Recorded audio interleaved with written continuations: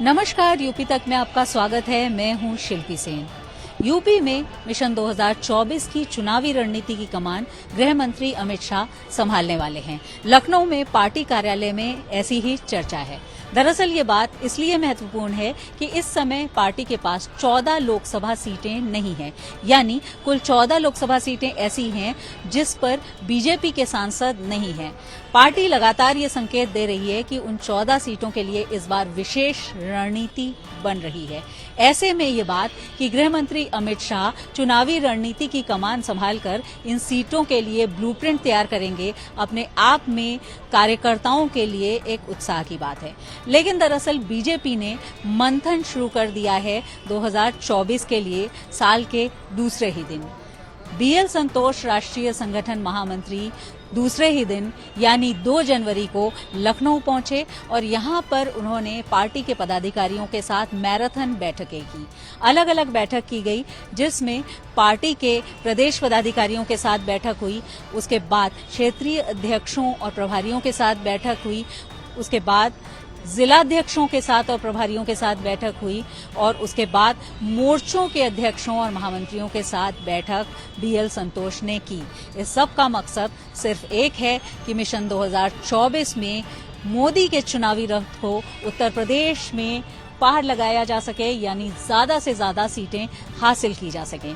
पर जो संख्या दरअसल बीजेपी दिखा रही है, जो लगातार नेता बता रहे हैं, वो संख्या 80 की 80 लोकसभा सीटों की है। अपने आप में ये बहुत बड़ा लक्ष्य है। ऐसे में पार्टी ने कमजोर विषय पर सबसे पहले तैयारी के फॉर्मूले को चुनते हुए, उस पर अमल करते हुए उन 14 सीटों पर रणनीति तय करने की शुरुआत कर दी है, जो 14 लोकसभा सीटें इस समय बीजेपी के पास नहीं है।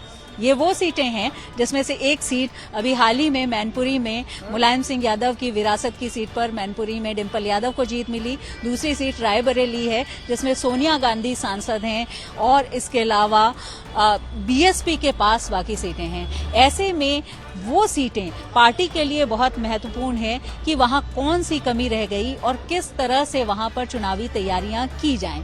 लगातार इस पर मंथन हो रहा है, लेकिन सबसे बड़ी बात यह है कि अमित शाह का नाम आने पर अब ये कहा जा रहा है कि पोल मैनेजमेंट के चाणक्य रहे अमित शाह, जो कि यूपी की सियासी जमीन को बखूबी समझते हैं, वो इन सीटों के लिए ब्लूप्रिंट तैयार करेंगे। जो जानकारी मिली है उसके अनुसार अमित शाह 14, 15, 16 जनवरी को यहां आएंगे, उत्तर प्रदेश दौरे पर रहेंगे। और खास बात यह है कि जानकारी ये भी मिल रही है कि अमित शाह अंबेडकर नगर और श्रावस्ती का दौरा करेंगे।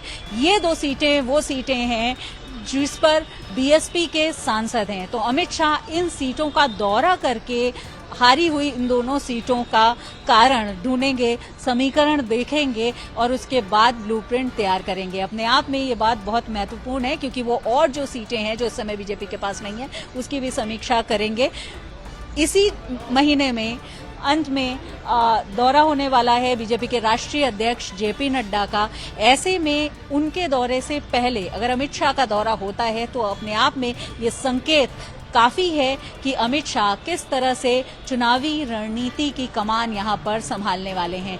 दरअसल यूपी एक बड़ा चैलेंज है बीजेपी के लिए, क्योंकि यहां लगातार जिस तरह से चुनावी सरगर्मी रही है, जिस तरह से यहां की सियासी जमीन रही है, उसको लेकर के बीजेपी कोई चूक नहीं करना चाहती। खासतौर पर पश्चिमी उत्तर प्रदेश, जहां से बीजेपी के प्रदेश अध्यक्ष भूपेन्द्र चौधरी और संगठन महामंत्री धर्मपाल सिंह दोनों आते हैं, वहां किस तरह के समीकरण बन रहे हैं ये देखना जरूरी है। हाल ही में जो उपचुनाव हुए थे उसमें मैनपुरी सीट को पर डिंपल यादव को जीत मिली थी। रामपुर बीजेपी ने जीता था, लेकिन उसके अलावा खासतौर पर जो विधानसभा सीट थी, खतौली सीट, उसमें बीजेपी की पराजय हुई थी, हार हुई थी। यह अपने आप में चिंता की बात है। तो बीजेपी किसी ऐसे समीकरण को पनपने नहीं देना चाहती है जो पार्टी के लिए उपयुक्त न हो, पार्टी के लिए मुफीद नहीं हो। इसी के लिए यह मंथन है। कहा जा रहा है कि जो 14 लोकसभा सीटें हैं उन पर चर्चा हो रही है और सभी बैठकों में, जिसमें BL संतोष के साथ बैठक भी है, उसमें 24,000 बूथों पर जिस पर पार्टी कमजोर है उस पर लगातार मंथन हो रहा है। और यही नहीं, एक रोचक तथ्य ये है कि पार्टी ने उन 4 सीटों को भी आइडेंटिफाई किया है जहां पार्टी को लगता है कि पार्टी कमजोर है। और हालांकि रामपुर और आजमगढ़ को भी पार्टी ने इसमें रखा है, पार्टी ने उसमें उपचुनाव जीता है, लेकिन उसके बावजूद पार्टी इसके साथ ही बदायूं और पीलीभीत को भी रख रही है, जिसमें दोनों में बीजेपी के ही सांसद हैं। तो पार्टी किस तरह से रणनीति बना करके चल रही है, अपने आप में ये खास है। तो अमित शाह अगर चुनावी रणनीति की कमान संभालते हैं, अगर इसके केंद्र में आते हैं, तो उत्तर प्रदेश में कार्यकर्ताओं का तो उत्साह बढ़ेगा ही, लेकिन इसके साथ ही साथ उस सियासी जमीन को समझने का और उस पर अमल करने का मौका मिलेगा जो खुद अमित शाह ने उत्तर प्रदेश का प्रभारी रहते हुए तैयार की थी। यही उम्मीद यहाँ लोगों को है। बैठकों का दौर लगातार चल रहा है, नेता निकल रहे हैं, लेकिन इंतजार उस चाणक्य का है जिसने कभी बीजेपी को उत्तर प्रदेश में कम से कम ऐसी स्थिति में ला दिया था जहां बीजेपी के कार्यकर्ता सिर्फ जीत की कल्पना करते हैं। वैसे एक सूत्रवाक्य ये भी है कि बीजेपी एक चुनाव के बाद दूसरे चुनाव की तैयारी शुरू कर देती है, तो साल का पहला ही दिन चुनाव के आगाज के लिए, चुनाव की तैयारी के आगाज के लिए पार्टी ने तय किया और आगे ये तैयारियां हमें और ज्यादा देखने को मिलेंगी। लेकिन नजरें फिर वही होंगी बीजेपी के चाणक्य अमित शाह पर। वीडियो जर्नलिस्ट रोहित मिश्रा के साथ शिल्पी सेन, यूपी तक, लखनऊ।